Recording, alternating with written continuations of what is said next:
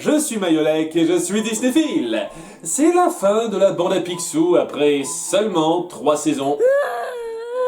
Ce genre de réaction a tendance à m'ennuyer un peu. Si une série a fini de raconter ce qu'elle avait à raconter, en quoi est-ce mal qu'elle se termine après juste 2-3 saisons? Je reconnais moi-même que certaines séries peuvent avoir le potentiel de durer un peu plus longtemps, ou que des fois c'est coupé court trop abruptement, mais je respecte celles qui savent s'arrêter en pleine gloire quand c'est justifié. Gravity Falls a parfaitement compris ça, et c'est le cas de la bande à Picsou 2017. En fait, en termes de ton et de qualité, ces deux séries sont très équivalentes, et j'entends ça principalement positivement. La première saison a été une très agréable surprise, posant un univers riche et intéressant et des personnages divers et prenants. Et partant d'une série de base qui ne m'a jamais plus intéressé que ça, l'exploit est notable. Je vous renvoie à ma critique de cette partie-là. Cela étant, ça va être difficile de parler des saisons 2 et 3 sans connaître la première, donc voici un court résumé. Riri, Fifi et Loulou font la connaissance de leur grand-oncle aventurier, sa gouvernante ex-agent secret et son majordome fantôme, légèrement excentrique donc. Et à l'aide de Zaza, la petite fille de la gouvernante, ils participeront à moult péripéties, ainsi que 2 grands mystères fil rouge. L'un implique Lena, ombre créée par Mystique, némésis sorcière de Picsou, qui se liera d'amitié forte avec Zaza. L'autre concerne Della, la mère des triplés, qui s'est perdue sur la Lune. Et oui, je pouvais pas faire plus rapide. En plus des nombreuses personnalités marquantes, j'apprécie l'ambition de faire une grande histoire filée qui étoffe nos personnages. Élément dans le haut de la liste de mes arguments qui mettent cette version largement au-dessus de celle de 1987. Le truc maintenant, c'est de voir si ça a su prolonger ses ambitions par la suite. Et globalement, oui. Les personnages restent sensiblement les mêmes, Picsou toujours aussi pingre et attachant, les triplés toujours aussi disparates dans leur comportement, ce qui fait plaisir, Zaza toujours aussi excité et mimi, Flagada toujours aussi... Flagada... Le grand bleu. Moi, je l'appelle le ciel sous l'eau. Flagada, si vous n'êtes pas trop occupé ce soir, dis non, d'accord? Je suis pas sûr de vous suivre. Pourquoi vous voudriez que je dise non? Je comprendrai jamais pourquoi c'est un perso préféré des fans. En fait, il a tout un épisode dédié où un rayon d'intelligence le rend compétent, et pourquoi c'est pas ce Flagada qu'on pourrait avoir? Je prends la suite, mon ami. Sincèrement, la fin où il renonce à son cerveau pour sauver le monde est peut-être le moment le plus triste de la série pour moi. Pour Fifi. Et Canapu.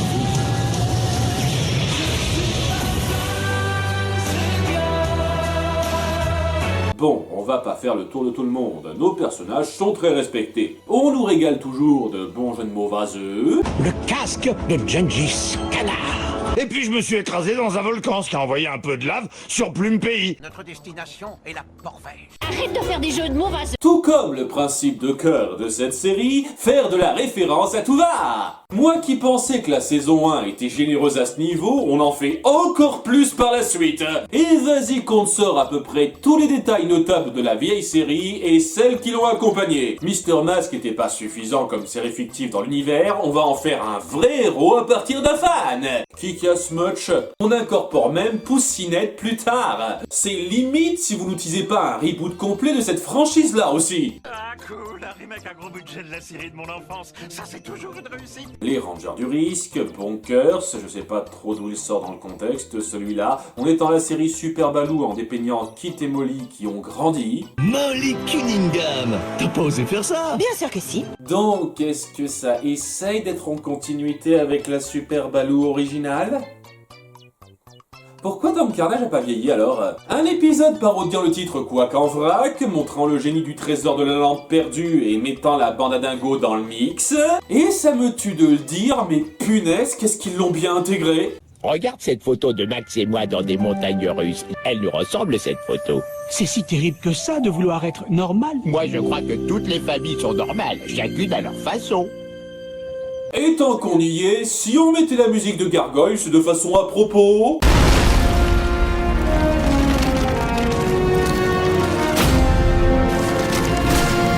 C'est un vrai bingo Disney des années 90, l'appât vieux nostalgique assuré. Et c'est sans compter tous les rappels à la bande à Picsou originale. On nous jette presque tous les personnages et événements importants de l'univers. Certains dont je ne serais passé, et d'autres qui sont d'excellentes surprises. À nouveau, ça m'effare, mais c'est de loin la meilleure des qu'on ait faite chez Disney à ma connaissance. De toute façon, elle ne m'écoute jamais. Personne ne m'écoute jamais non plus. Il ne me comprend pas. C'est bizarre, je vous comprends parfaitement. On lui donne un caractère trempé en évitant le côté garce qui en découle souvent, et ça la rend sympa et badass par moments. Écoute-moi bien, le nunchak d'un grand format. Ça suffit maintenant.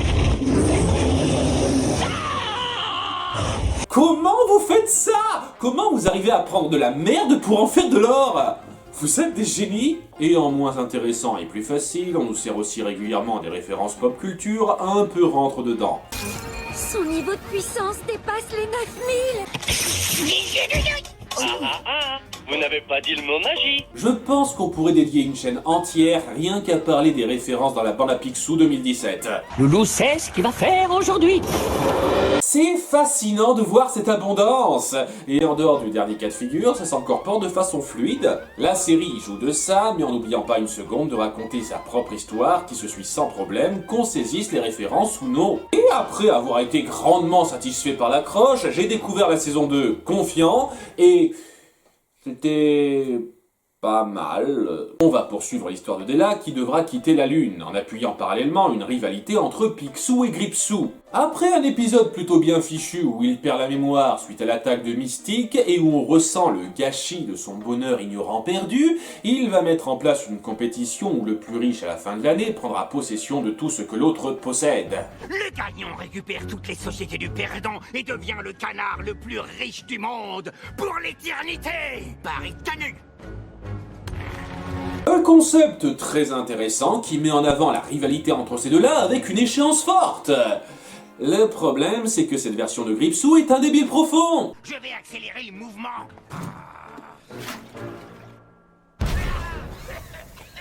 Oui, il a pas changé depuis la saison 1, facilement la plus grosse dégradation par rapport à la série originale. Donc cette compétition est un énorme gag pas drôle qui s'étend sur plusieurs épisodes espacés et qui pose surtout des enjeux grotesques et pas passionnants vu que la menace est ridicule. Sérieusement, comment cet abruti a réussi à devenir la deuxième plus grosse richesse du monde? Mais le pire, c'est l'épisode de conclusion où il regroupe à la va-vite tous les ennemis récurrents de Picsou qu'on a mis en place pour qu'ils fassent juste les guignols. Il n'y a pas de combat satisfaisant à la fin et ils se font tous avoir comme des cons par une combine que Loulou a pondue à la dernière seconde. Je peux tout vous expliquer. Donc si j'ai bien compris, tu nous as volé tout notre argent et tout notre or, et tout ça pour les céder par contrat à un enfant? Nos grands méchants, messieurs, dames! C'est facilement l'arc le plus pourri de cette série. Heureusement, c'est rattrapé par l'autre gros morceau. Parce que oui, on va également suivre Della qui est sur la Lune depuis 10 ans et qui parvient à y survivre grâce à un super chewing-gum de Géo Trouve Tout. À la réglisse. Non mais je vous jure, qui aime ça? De 1, je te rejoins totalement là-dessus ma grande. De 2, t'as des réserves de ça pour combien de temps? Dans un très bel épisode qui cale une fois de plus une référence musicale bien à propos. Je vous jure, ça n'aurait pas. On la voit tenter de réparer son vaisseau pour retrouver ses enfants. D'ailleurs, j'y pense, on en revient à ma question de la dernière fois. Comment se fait-il que Picsou l'ait manqué, donc? QG Picsou, ici l'aigle de l'espace. On dirait qu'un météore vient de s'écraser à la surface. Aucun signe de vie en vue. C'est tout. Le gars a dépensé la moitié de sa fortune pour essayer de la retrouver en s'acharnant à en perdre le goût de l'aventure, et vous me dites que son approche, c'était juste d'envoyer une fusée faire le tour de l'astre pour jeter un coup d'œil? Une seule fois? Et comme par hasard, elle est cachée par de la poussière à ce moment-là? Vous m'excuserez, votre justification, c'est un petit peu de la merde. Bon, en dépit de ça, c'est un moment de personnage très touchant et agrippant autour de cette femme prête à tout pour rejoindre les siens. J'apprécie le fait qu'on souligne un peu qu'elle se sait fautive là-dedans, mais ça devient vite un peu moins intimiste. Elle rencontre le peuple de la Lune, parce que bien sûr qu'il y a de la vie sur la Lune. Elle fera la connaissance de deux d'entre eux en particulier, Pénombre qui est un peu la tsundere typique. Au début, on se déteste, puis on vit une aventure incroyable et... Après, on s'adore. Et le général Lunaris qui ne paye pas de mine au début, mais qui cache son désir de conquérir la Terre par jalousie. Vous en servez pour construire une flotte et les envahir en premier. Et leur prouver à tous que la Lune est bien la plus grande planète de l'univers tout entier. Le personnage est plutôt bien géré dans sa révélation et ses motivations, et offre une menace fil rouge tout à fait acceptable. Une fois que Della revient sur Terre, on a des retrouvailles particulièrement émouvantes, et trop peu de temps qui est consacré pour ce que ça représente. Je veux dire, c'est un énorme ajustement, et voir ce tout nouveau personnage au tempérament prenant rejoindre la bande, ça signifie beaucoup. Mais on consacre juste un épisode et demi à cette transition, et après, Della fait un peu partie du décor habituel des seconds rôles. On la met en avant quand on a un petit truc à raconter avec elle, sinon zut. Il y avait clairement matière à faire plus que ça. Et c'est pas sans chose à redire conceptuellement non plus. La façon ridicule dont Donald s'envoie sur la Lune à sa place juste après qu'elle a atterri est complètement stupide et forcé, et le traitement limite gaguesque de sa disparition et ses retrouvailles, je trouve ça un peu insultant pour le personnage. Ouais, on savait que t'avais disparu et que t'étais pas en croisière. T'en es sûr? Mais la pastèque a tout à fait raison. Même si j'avoue que ça lui a permis de bien peaufiner son imitation de Mickey. Heureusement que vous nous avez trouvés. Après que Pénombre a aidé Donald à s'échapper des griffes des habitants de la Lune, son vaisseau s'est craché sur cette île déserte. Je vais pas le nier, c'est un détail qui m'a fait plaisir. Et la confrontation finale, bien qu'acceptable, est loin d'atteindre les mêmes sommets que le final de la saison précédente. Les persos secondaires ont un bête rôle de victime et ont fait jeter l'éponge trop vite à Picsou pour forcer Gripsou à participer à la résolution. Et c'est juste débile. Pourquoi Mamie Baba doit porter cette tenue? C'est notre seul moyen de convaincre Lunaris que ce lance-pierre géant est de taille normale. En quoi je suis censé être énormément pris dans ce grand final? Vous amenez les choses un peu trop n'importe comment. Mais qu'on se comprenne bien, ça passe. Ce n'est pas désagréable à suivre dans l'absolu. Les liens familiaux illustrés restent très touchants par moments et la menace sait avoir son ampleur quand elle veut. Mais on ne sent vraiment pas la grande apogée forte qu'on avait intelligemment instaurée dans la première saison. Et même globalement, cette saison 2 est plus faiblarde. Les scénarios sont un peu moins inspirés, on appuie davantage les stupidités de l'intrigue. Du genre, Picsou met une montre qui fige le temps dans les objets achetés et ça tombe par hasard dans les mains de Gripsou. Mon cul. On insiste un peu trop sur l'arc de Loulou qui essaye de monter des arnaques au stade où ça en devient légèrement ennuyeux. Et à côté, on expédie trop vite le développement de Lena. En un seul épisode, Zaza se fait une nouvelle copine et trouve un moyen de rematérialiser la première, alors qu'on ne l'a jamais montré essayer avant. Il en fallait plus! C'est un peu le truc à déplorer dans cette saison. Trop de temps alloué à certaines choses, pas assez à d'autres. Et c'est aussi là que j'ai le plus ressenti le problème général de cette série. En particulier dans l'épisode où Donald retrouve les trois Caballeros, qui n'ont absolument rien à voir avec ceux de la série éponyme. Donc à moins d'avoir un QI inférieur à 20, on ne peut pas considérer une seconde que ces deux univers sont reliés, et où Riri essaye de le consoler sur son souci personnel d'accomplissement. Oncle Donald, dis pas ça, t'as réussi dans la vie. T'as élevé 3 garçons et t'as une famille qui t'aime. C'est pas ça le véritable succès?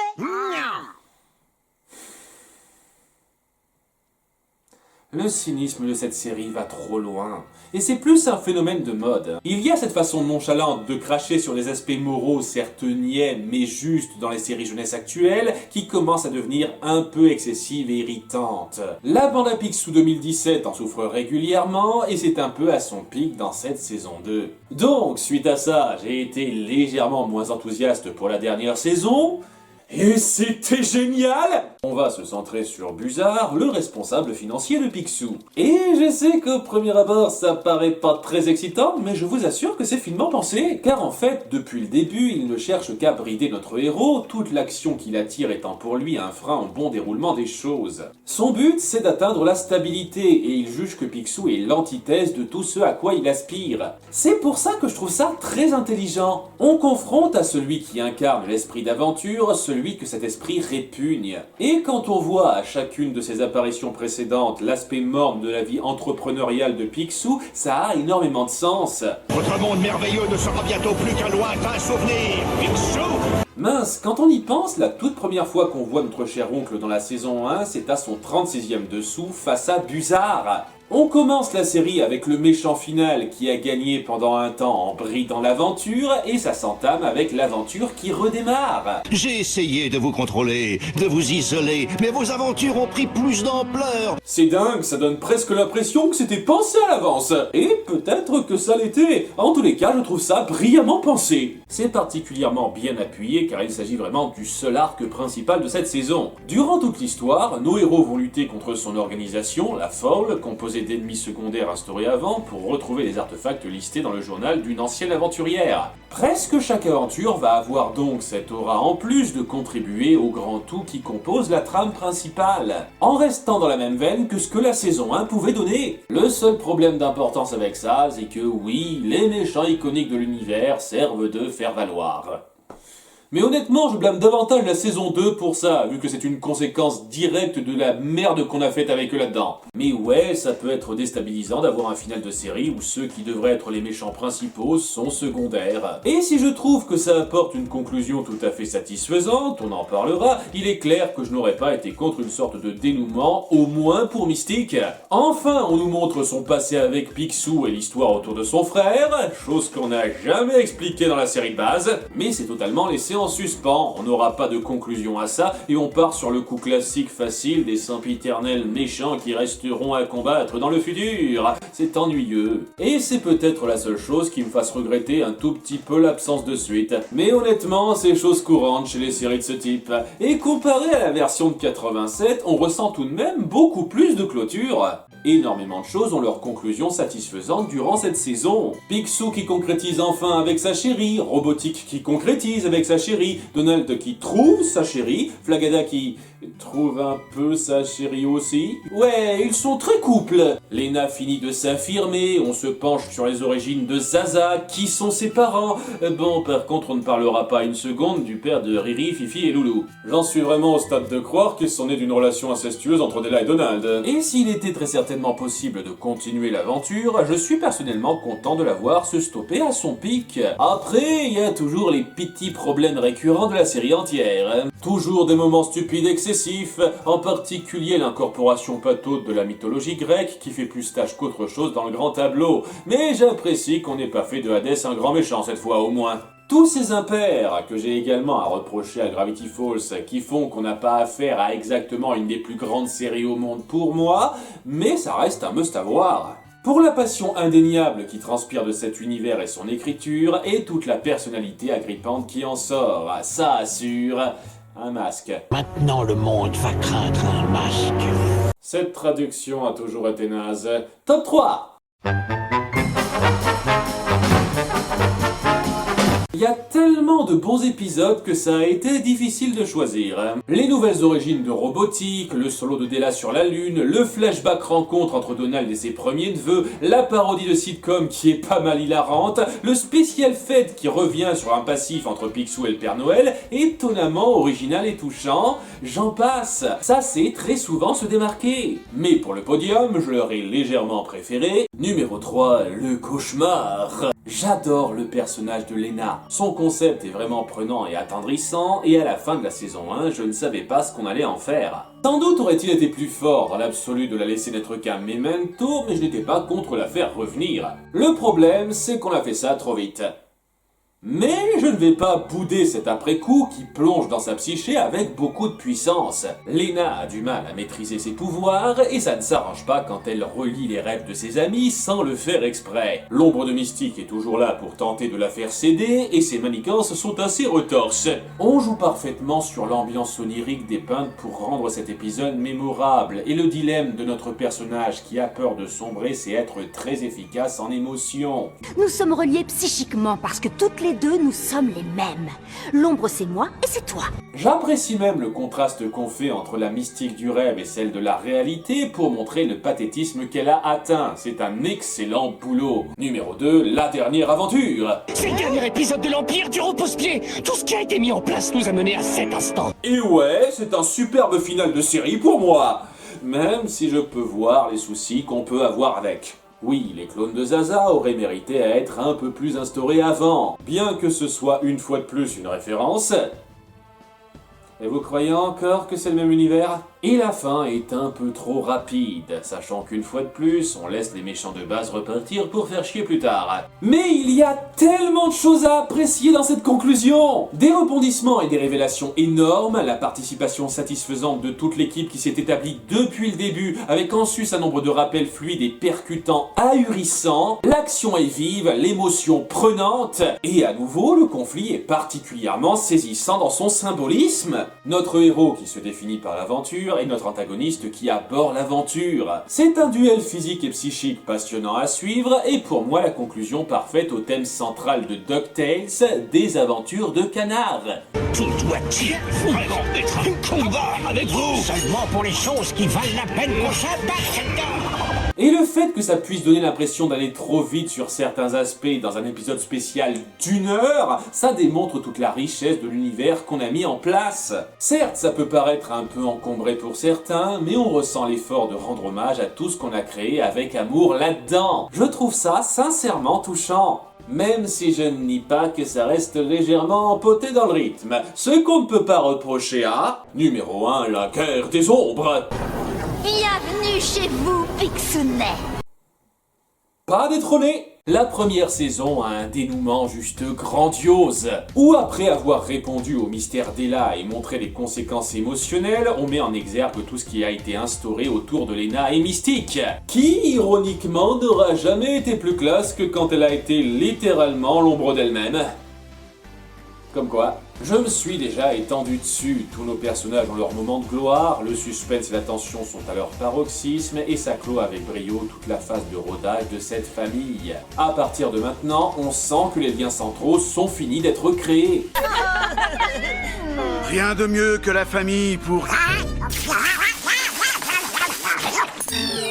Vous faire cracher le morceau? C'est une série palpitante, avec de très nombreux moments forts, mais l'épisode qui concentre ça le mieux, c'est celui-ci. Et c'était globalement très plaisant à suivre. Même la saison 2, qui est la plus faible pour moi, a son lot de qualité indéniable. C'est une série à voir, encore plus si vous êtes connaisseur du catalogue Disney des années 80-90. Ah, ça fait plaisir de suivre la vie populaire de temps en temps.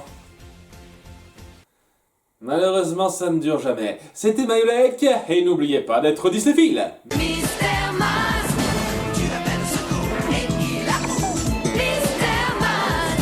Cette chanson traînasse.